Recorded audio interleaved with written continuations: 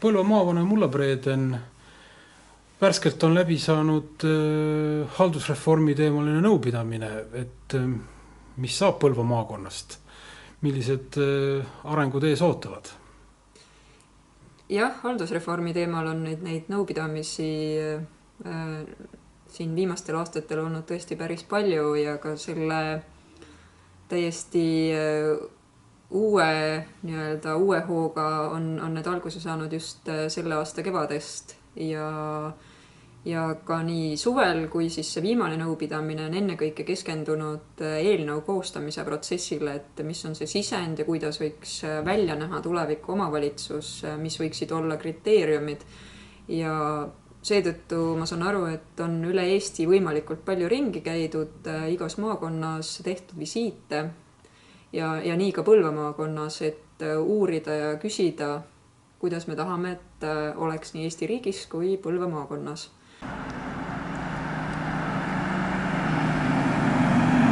Avaldasite nüüd hiljuti just Põlva maavalitsuse leheküljel ka kartust, et äkki liiguvad asjad hoopis niipidi, et Põlva maakond kaob üldse Eesti kaardi pealt ära, et kui suur see oht või ka mõnes mõttes võimalus praegu nagu paistab? No varasemalt, kuna Põlva maakonnas on arengukavasse kirja pandud, et juba 2011 aasta kohalikud omavalitsused panid kirja ühise nägemuse, et Põlva maakonnas võiks jääda kahekeskuseline mudel Räpina ja Põlva keskustena, et varasematel aastatel oli 4 keskust kõne all, siis olid ka Kanepi ja Värska lisaks, aga ja seetõttu tundus justkui nagu rahulik olemine, aga tänane olukord, kui varasem haldusreformi protsess viitas just tõmbekeskustele ja uuriti ja otsiti tõmbekeskused, et selle ümber koonduda, siis tänane haldusreform suure tõenäosusega paneb paika mingi rahvaarvu piiri, olgu selleks siis 4500, 5000 või mingi muu number ja teatud kriteeriumid, millele tuleviku omavalitsus peaks vastama, aga ei eelda enam keskuste mudelit, mis tähendab, et omavahel võivad ühineda ka 3-4 väiksemat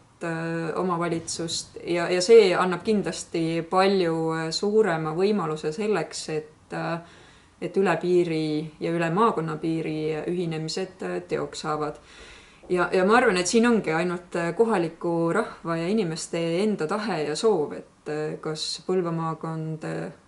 ma isegi nimetaks maakonda, vaid Põlvamaa kui selline on põlvamaalastele oluline ja kas ta väärib säilitamist ja Põlva keskus säilitamist, et siin ongi see identiteedi koht ja küsimus.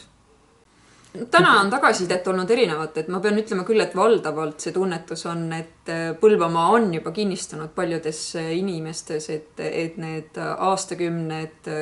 nii-öelda rajoonidest ja muudest haldusüksustest on viinud sellise ühtse tunnetuseni, et Põlva maakond on oluline, aga samas räägitakse ka kihelkondadest. See on üsna selge, et need ajaloolised kihelkonna piirid,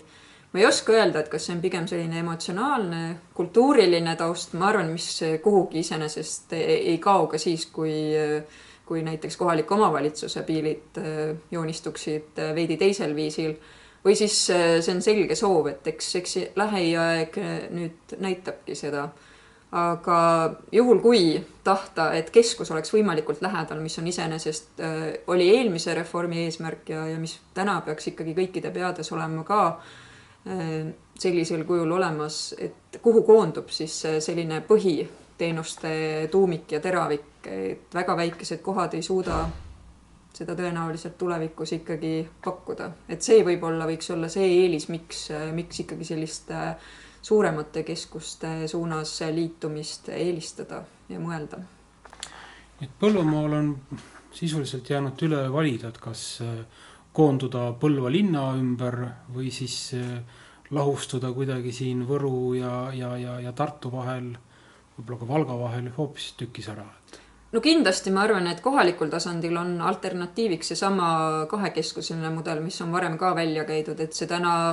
kindlasti on seal oma võtmerolli omavad nii Setomaa omavalitsused kui ka Veriora vald, et kuhu poole tema on valmis tulevikus oma pilgud suunama. et minu nägemus on tõesti, et võib-olla kõige selgem on ühe keskusega mudel ja sealjuures on ju täna palju juttu olnud sellest tulevikus haldusreformis osavaldadest, et siis tänased